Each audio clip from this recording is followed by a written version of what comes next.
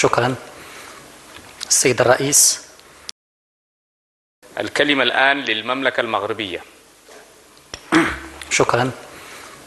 السيد الرئيس، أصحاب السمو والمعالي وزراء الخارجية، معالي الأمين العام، السيدات والسادة، دأبت أمتنا العربية والإسلامية أن تتجند كل ما طرأ مستجد يحمل في طياته أذى بالمسجد الأقصى أو تهديدا للقدس الشريف أو انتهاكا لوضعها القانوني كما حددته قرارات هيئة الأمم المتحدة.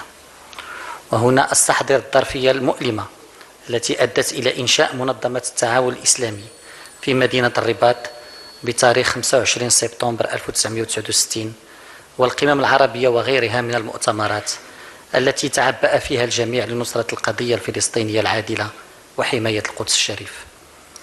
ويلتئم اجتماعنا اليوم في ظروف مماثلة من حيث خطورتها تستلزم مواصلة هذا النهج النبيل وتلكم الروح التضامنية للإبقاء على القدس مهد الديانات السماوية ورمز التعايش بين الثقافات. فالقرار الأمريكي يعد بحق تحولا خطيرا في الوضع السياسي والقانوني لهذه المدينة المقدسة وتجاوزا مرفوضا لنتائج المفاوضات السلام التي جعلت ملف القدس من قضايا الوضع النهائي في إطار حل الدولتين.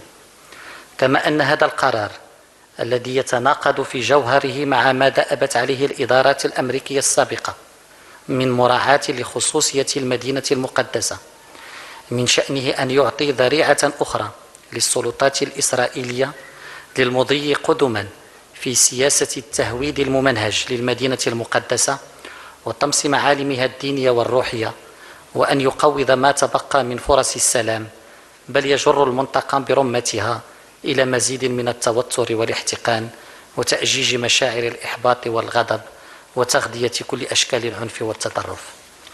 ومن هذا المنطلق عبر صاحب الجلالة الملك محمد السادس بصفته رئيسا للجنة القدس للرئيس الأمريكي دونالد ترامب عن رفضه القاطع لهذا القرار الخطير، وطالب المجموعة الدولية بتحمل مسؤوليتها كاملة في الحفاظ على الوضع القانوني والسياسي للقدس وتفادي كل ما من شأنه تأجيج الصراعات والمس باستقرار المنطقة الهش أصلا في ظل الاضطرابات التي أصبحت تعيش على وقعها عدد من الدول العربية.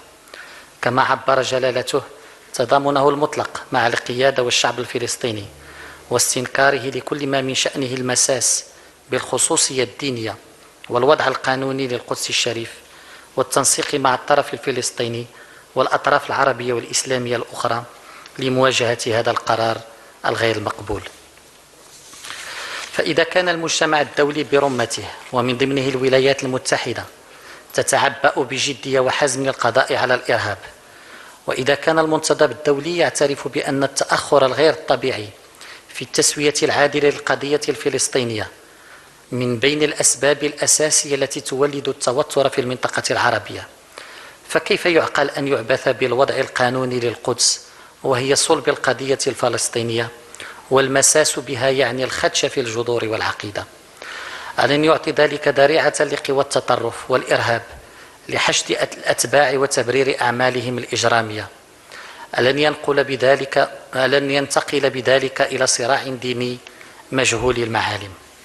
أصحاب المعالي والسمو، السيدات والسادة، إننا اليوم أمام هذا التطور السلبي والاستثنائي الخطير مطالبون أكثر من أي وقت مضى أن نتحمل مسؤولياتنا بكل حزم ونعبئ طاقاتنا بشكل فاعل وعملي لمواجهة هذا التحدي بكل الوسائل القانونية والدبلوماسية المتاحة من أجل الدفاع عن مدينة القدس والحفاظ عن وضعها القانوني والسياسي كمدينة للسلام مفتوحة أمام أتباع الديانات السماوية الثلاث ورمزا للتعايش والتسامح بينها.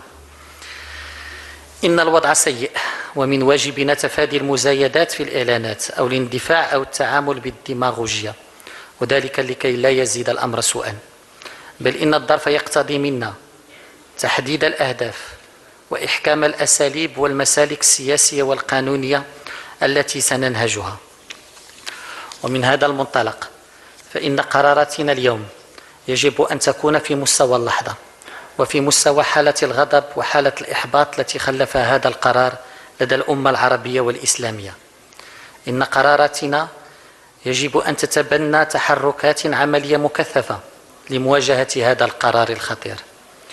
إن قراراتنا يجب أن تستنفر كل الأدوات الدبلوماسية والقانونية التي بيدنا للدفاع عن حقوقنا. إن قراراتنا يجب أن تؤسس على الحملة الدولية المشرفة والرافضة لهذا القرار، لنعزز مستوى التضامن والتأييد الدولي للحقوق المشروعة للشعب الفلسطيني. إن قراراتنا يجب أن تكون مسؤولة كي لا نقرر ما لا يمكننا تنزيله أو تطبيقه حفاظا على مصداقيتنا. وقل اعملوا فسيرى الله عملكم ورسوله والمؤمنون، والسلام عليكم ورحمة الله تعالى وبركاته. أشكر معالي السيد ناصر بوريتة على